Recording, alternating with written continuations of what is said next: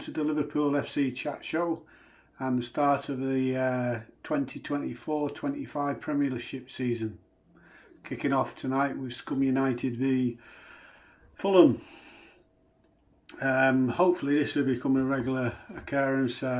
Pre-match team predictions, of a bit of facts on both matches between the two teams, a bit of history about the opposition, and then any transfer news. So, a few facts. For the fifth time in the last 6 seasons, Liverpool will begin their Premiership season with a match against a promoted team. Previously we won 3 of them and drawn 1. Another fact, no player in Premier League history has scored more goals on the opening day than Mohamed Salah, 8, who is equal with Alan Shearer, Frank Lampard and Wayne Rooney. So hopefully tomorrow he might be the outright leader when he scores again. Well, fingers crossed, and we'll see. So, my predicted 11 to face Ipswich tomorrow. Obviously, goalkeeper Alisson Becker. We don't need to say any more about that. I put Trent in at right back, but because he's only been back in training probably 10-12 days and he looked a bit rusty against Seville, then possibly he might put Bradley in. But no, I think he'd probably go with Trent. Centre halves, I've gone with Quansah and Van Dijk. And again, if Robertson hadn't played most of the game against Las Palmas, then I would have said Tsimikas probably would have started. But I think Robertson will be starting now. The problem in midfield. McAllister looked really, really poor last week. Hopefully, after another week's training, he's looking a bit sharper now. But Gravenberch did look okay in that position. So I've gone with Gravenberch and McAllister as the holding midfield players. I've gone with Szoboszlai as in the number 10 position. And then the front three, what played against Seville last week, Salah, Jota and Luis Diaz. After seeing Núñez last week, he's a miles off the pace. He didn't look interested at all against Las Palmas. So, yeah, if we can keep Jota fit, then, yeah, I think we'll do pretty well. But that's just my prediction for tomorrow. Any comments on that, just put them in the comments box. And I think this season, the teams have to be, instead of an hour before kick-off, I think it's 75 minutes now. They've got to be announced before kick-off. So that should mean about 11:15 tomorrow. So I'm out running tomorrow. I'm training for the Berlin Marathon, so I've got to go and do about 18 miles tomorrow morning. So I should be back round about time the team news comes out. Some more facts. This will be Ipswich's first top flight game since May 2002, which was a 5-0 loss to Liverpool. Another fact, Ipswich have lost just one of their last 39 home league matches, 28 wins, 10 draws, going unbeaten in 21 at Portman Road since the 4-3 loss to Leeds United last August. But what that fails to tell you is their surprising loss in the FA Cup to, I think it was Gravesend or Maidstone United, non-league team who won their 2-1. I remember watching that on TV. There used to be a lot of history between Ipswich and Liverpool, going back to the mid-70s to the early 80s. Because Ipswich had a very, very good team. They had 2 Dutchmen, Arnold Muren, Frans Thijssen, and they had the old England manager Bobby Robson as their manager. and I think they were quite. If it wasn't supporting your own team, then Ipswich was one of your favourite teams because they used to play good football, nice compact ground, good atmosphere. But yeah, between the 74, 75 and 81, 82 season, I think there was a couple of sixth places, but then there was most of the time it was second, third or fourth.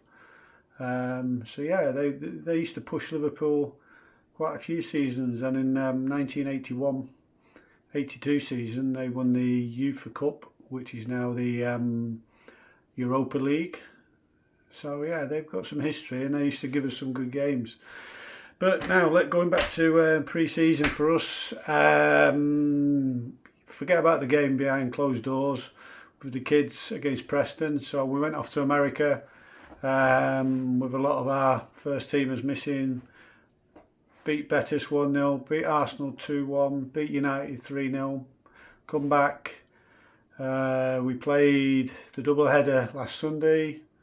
We beat Seville 4-1, which was probably what most of them are going to be our first team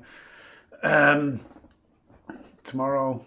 But yeah, a few players did look a bit rusty in that, which I've mentioned on the earlier on the video. And Ipswich, they only had 4 games. They lost away at Shakhtar Donetsk 1-0. They lost 2-1 at home against Fortuna Düsseldorf from Germany. They beat Hoffenheim from Germany 1-0, and they beat Nice, Nice, yeah, 1-0. So they've had quite a quiet pre-season, but it's been plodding along. And one thing you'd be guaranteed, I've been to Portman Road, you can be guaranteed of a good atmosphere tomorrow. And they've just signed today ex-England midfielder, excellent player at Leeds United, and I would have been quite happy if he was one of our holding midfield players, the way he played then, Calvin Phillips. But like many professional footballers, they go to teams like Chelsea and City, and they end up sitting on the bench and getting lots of money, and then their careers are finished. I can think quite a few players it's happened to at Chelsea and City in the past. So yeah, he's on a season-long loan now at Ipswich, so there's a chance he might be playing tomorrow. County with 96 goals and Manchester City with 96 goals scored more league goals than Ipswich in England's top 4 tiers last season with 92. Since Kieran McKenna took charge of the club for the first time in December 2021, only Manchester City with 239 have scored more league goals than the Tractor Boys, which is the nickname for Ipswich, 222 goals. And the Reds are unbeaten in their last 8 Premier League games against newly promoted sides, winning 7, including each of the last 5. So just to finish off, a bit of news. It sounds like Aston Villa are sniffing around a deal for Gomez. It must have, the proposed deal with Newcastle must have alerted a few clubs, and there's talk that Aston Villa are willing to offer about £40 million for Gomez. So I like Gomez. I think he could stay. He had a brilliant season last season, but he's not going to get a first team place. So at his age, 27, you would probably think he's just spent the summer with England, but didn't get into the team. So he might want to further his career now at this stage. He's probably about 10 years he's been with Liverpool now. So he's, yeah. Another story was Thiago has cut short his coaching career with Barcelona. He's only been there a few weeks, but one report I read that it could be to do with tax reasons, because he's come back to the UK. So I think he's got to spend so much time in the UK to abide by the tax laws, and then there's a possibility he might go back to Barcelona, but that's very brief. You would think he would have known about all that before he went to Barcelona. So, yeah. And last night, Jordan Henderson's at Ajax were involved in a 34 penalty shootout, 34 penalty kicks, and I think it was something like they won 14-13 in the end. So yeah, good to see. I hear he had a good game as well. Then it's United playing tonight. Then we've got Ipswich, Liverpool, and then in the afternoon we've got Arsenal, Wolves, Everton, Brighton, Newcastle, Southampton, Forest, Bournemouth, and then at 5:30 we've got West Ham and Aston Villa. Sunday at 2 o'clock we've got Brentford with Carvalho. So next week he should be playing against us at Anfield. They're playing Crystal Palace.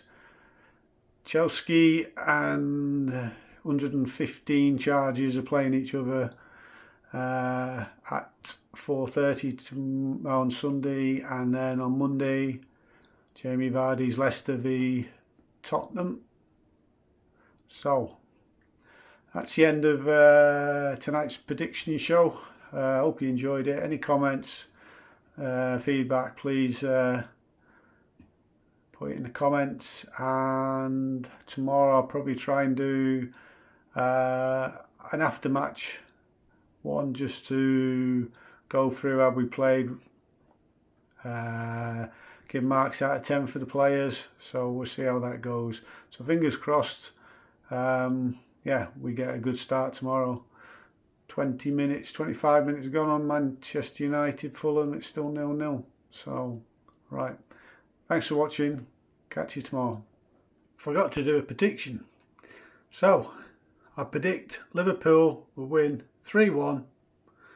And, yeah, a good start to the season. Have a good Friday night.